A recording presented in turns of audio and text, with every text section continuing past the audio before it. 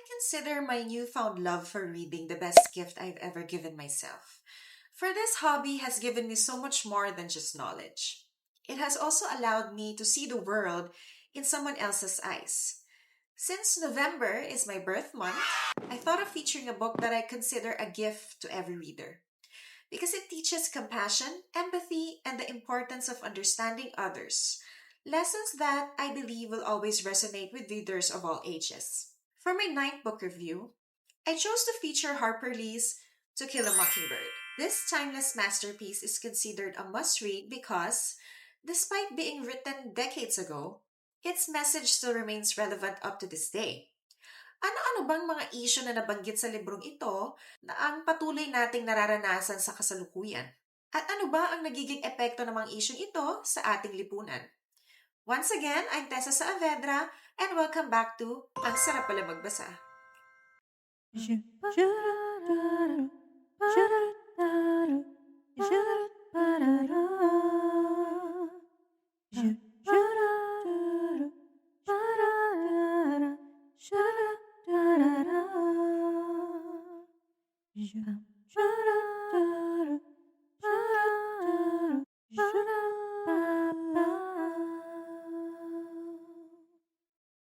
So as usual, if you haven't already, please don't forget to comment, like, subscribe, and hit the bell icon so that you'd always be updated on my latest book reviews. And if you're listening over at Spotify, please follow my show, Ang Sarap Pala Magbasa, and help me build a community of bookworms.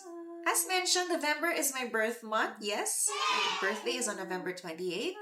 So for today's episode, I thought of featuring a book that I consider the best gift I've ever given myself. So I first heard about this book from former Vice President Leni Robredo. I think she mentioned in an interview that To Kill a Mockingbird is actually her favorite book. At dahil nga nagsisimula pa lang ako maging bookworm at that time I saw this interview, syempre na-curious ako, so I looked it up and I eventually bought it to add to my growing collection of books. So to start the show, let's tell something about the author.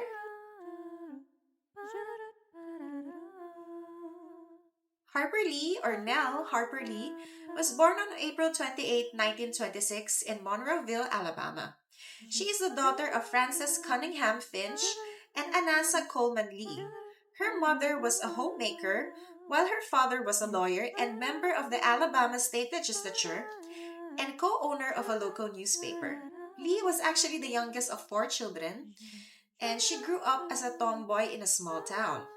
She first developed an interest in English literature as a teenager while attending Monroe Country High School, where she graduated in 1944. That fall, she enrolled in the all-female Huntington College in Montgomery, Alabama. There, Lee focused on her studies and writing and became a member of both the Literary Honor Society and the Glee Club. So To Kill a Mockingbird was actually Lee's debut novel, and it was published in July 1960. It was immediately picked up by the Book of the Month Club and the Literary Guild. So next stop, punta na tayo sa synopsis.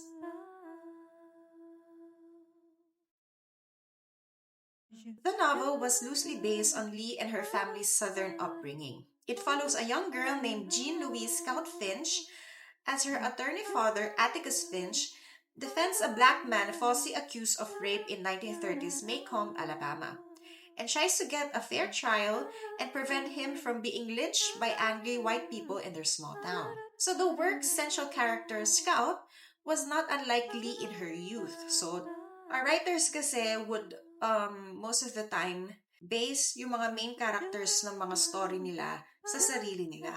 Diba? Kasi they want something they could relate to, and I guess mas nadadalian siguro silang buuin yung pagkatao ng isang character kapag binibase nila sa sarili nila para in a way very relatable for them.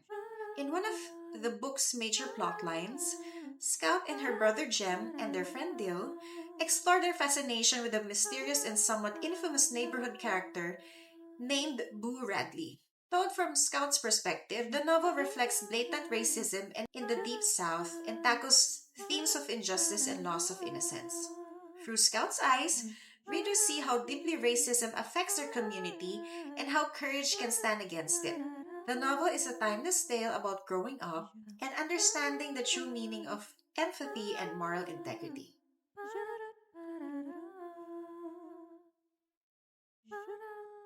So for the trivia, ano mang ibig sabihin ng Southern upbringing? So this refers to the traditional values, manners, customs, and the lifestyle associated with growing up in the Southern United States. It's not just about geography, but it's also about cultural identity shaped by history, religion, family, and community. In a way, Southern upbringing is similar to Filipino upbringing in such a way that it gives emphasis to family, yung pagrespeto sa nakakatanda, pagiging magalang, pagkakaroon ng good manners, at yung pagiging makajos.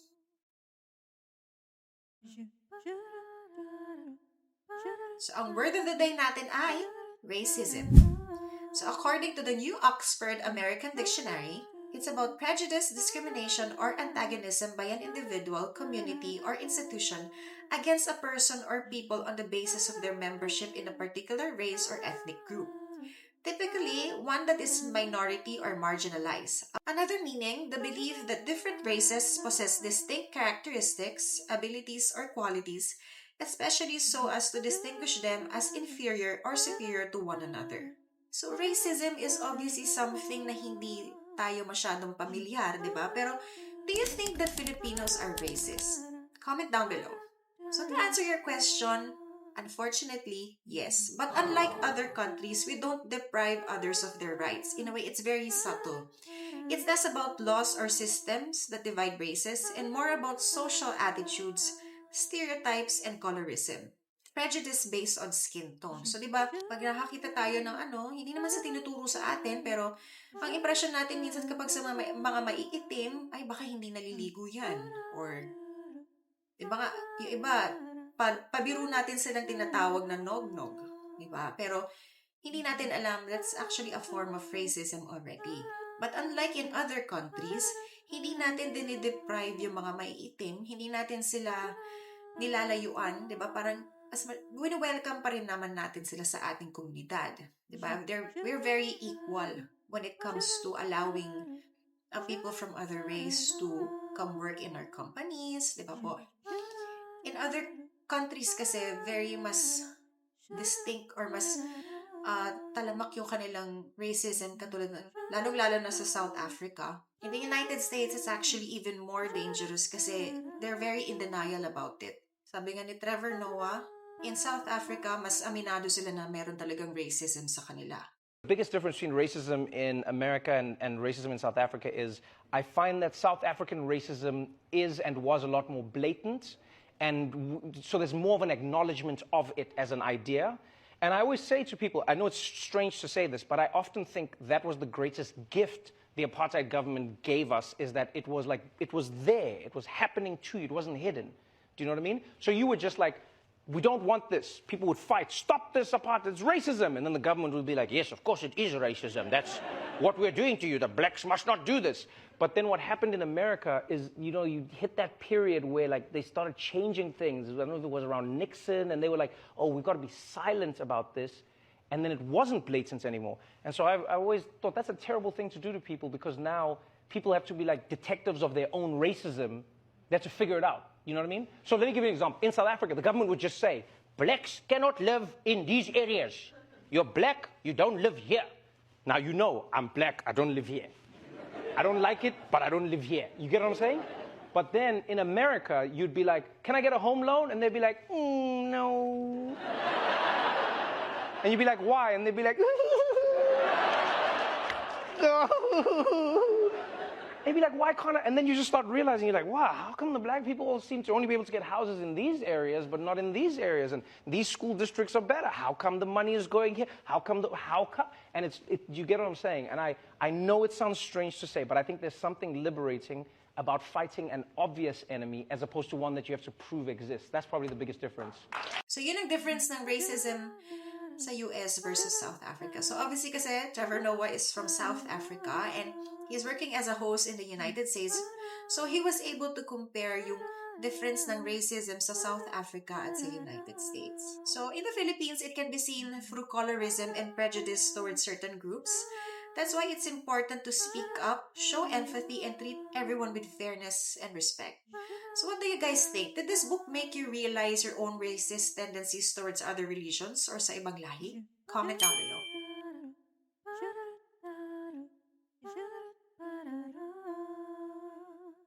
So let's move to our favorite character, or my favorite character. While I understand the reader's fascination with Atticus Finch, the lawyer who defended Tom Robinson, the character falsely accused of rape dahil sa paninindigan niya kung anong tama. The character that I resonated with was Scout.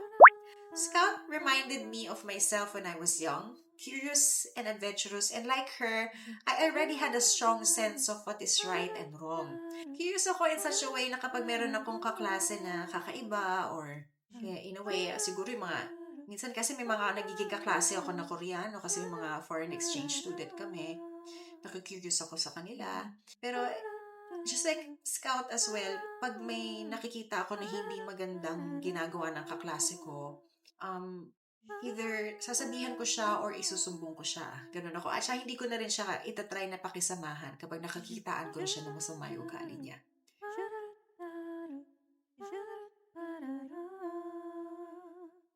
What I liked about To Kill a Mockingbird is how it taught me powerful lessons about empathy, kindness, and courage through such a simple yet meaningful story.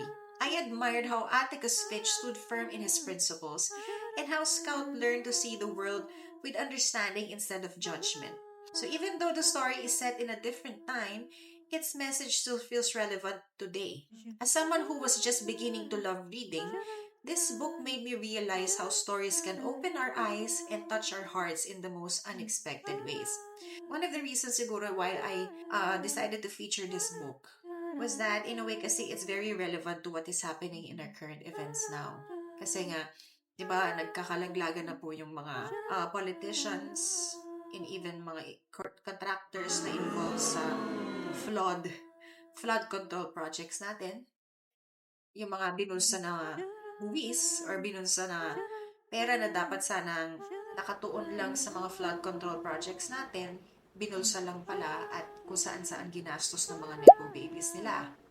So, pinabili ng mga bag, Rolls Royce na may payong, so nakakasama ng loob. And sa ganitong panahon, mahirap nga naman talaga manindigan para sa tama, lalo pat kung alam mo na ikaw lang mag-isa ang naninindigan. At in a way, it's gonna be a threat to your life and your family's life. You have to realize din kasi na, kaya mo yun ginagawa kasi mas mapapabuti naman eventually yung sitwasyon. One must decide to do that para mas papabuti at hindi na mangyari ulit. Kasi nakikita na natin na maraming namamatay, maraming naapektuhan because of what they're doing. And also, this was definitely one of the best books that I've read when I was just starting to venture into becoming a bookworm. And I'm so glad that I stumbled upon this book because of Miss Lenny Robredo, because sobrang oo nga, I agree with her. Talagang marami ka nga talagang magandang aral na kapupulutan dito. And hopefully you guys get to read it if you haven't yet.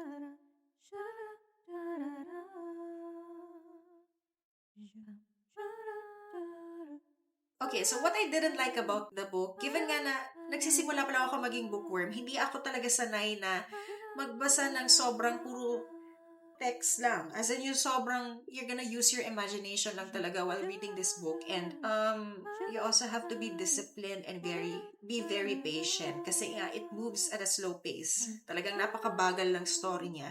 Dito ko na-experience yung lumilipad na yung utak ko habang nagbabasa ako. I mean, siguro dapat hindi ko sabihin yun, pero it can happen, lalo na kung nagsisimula ka pa lang na maging mahumaling sa pagbabasa. Oo.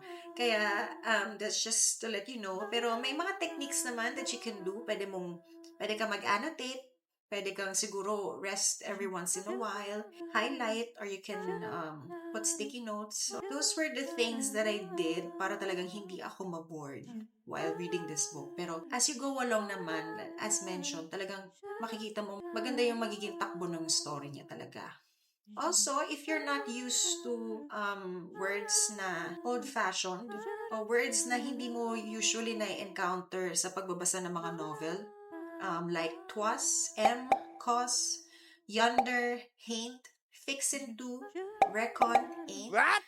Ano daw?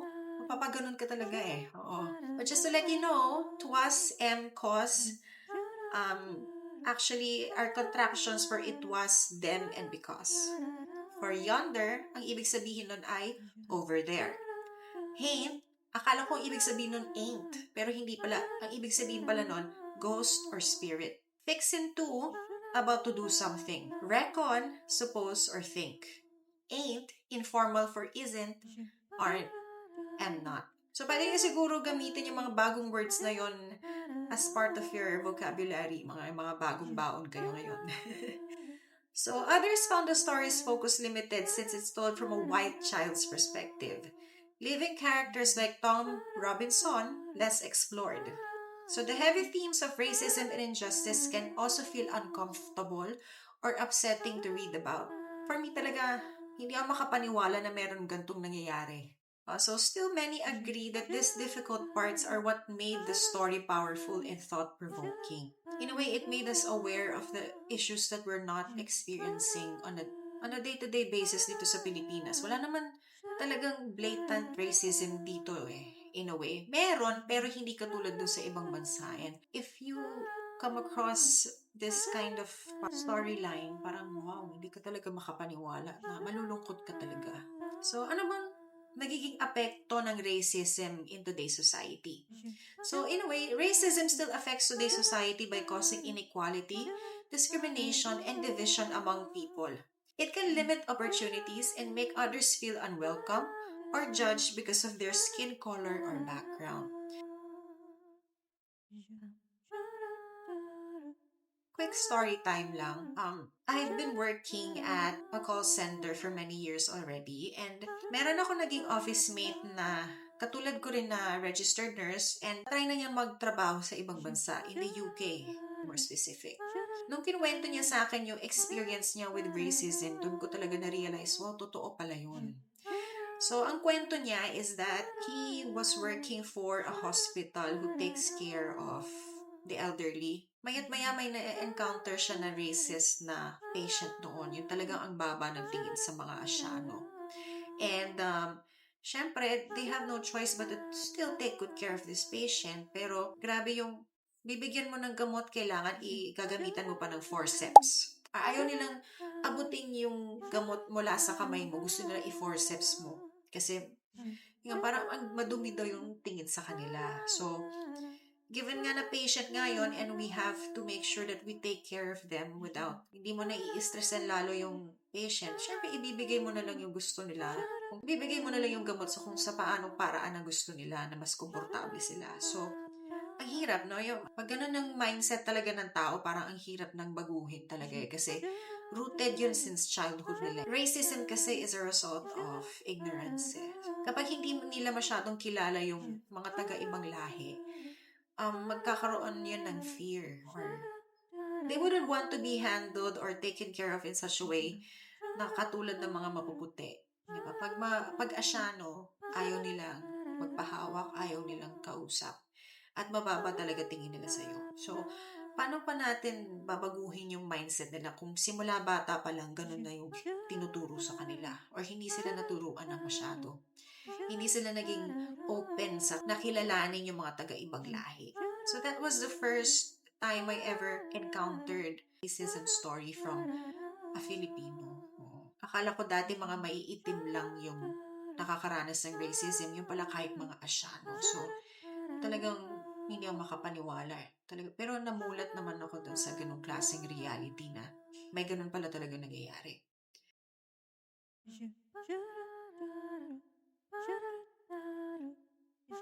So next, my favorite quote, you never really understand a person until you consider things from his point of view. Until you climb into his skin and walk around in it. So that was from Atticus Finch. This quote beautifully captures the novel's message of empathy and understanding of others. Oftentimes, we are quick to judge people based on how they dress or talk. We don't make an effort to understand others by seeing the world through their own perspective.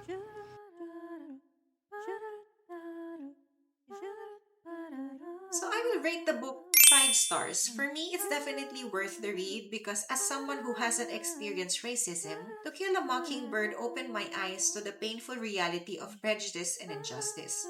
Through Scout's innocent point of view, I was able to understand how unfair the world can be and how important it is to stand up for what is right. I admire the way the story teaches compassion and reminds readers to look at life from another person's perspective. Even though I couldn't personally relate to the experiences of the characters, this book made me more aware, empathetic, and grateful for the lessons it shared. The book retails for 429 pesos, definitely worth the money. I bought it from Fully Booked via online shopping, but you can also find it in your nearest bookstores.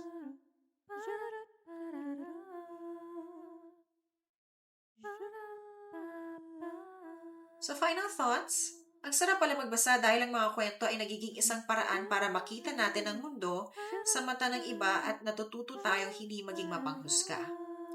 Ang sarap pala magbasa dahil binubuksan nito ang ating isipan sa ilang mga problemang nararanasan sa ibang bansa na maaari hindi natin alam.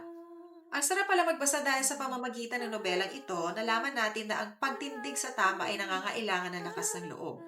Sapagkat ang katahimikan sa harap ng maling gawain ay nagpapahintulot lamang na magpatuloy ang kawalan ng katarungan. So, di ba nga, kaya nga, lumala ng lumala yung korupsyon dito sa Pilipinas ay dahil nanahimik na lamang tayo sa maling ginagawa ng mga opisyal. At patuloy pa nating binuboto yung mga politiko na alam naman natin na may kaso, na may maling ginagawa. Di ba? In a way kasi that's us being silent eh. Yung pagboto natin is our way of voicing out our opinions about kung sinong leader ang gusto nating mamumuno sa ating bansa. So if we're being silent or pinapabayaan natin silang tumakbo at manalo, what do we expect? Diba? Talagang patuloy na lalaganap lang yung korupsyon sa ating bansa because of that.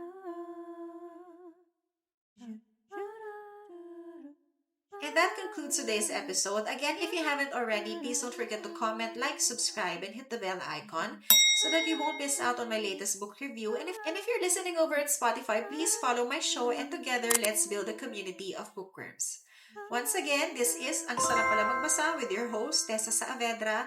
Wherever in the world, good morning, good afternoon, good evening. Thank you so much for listening.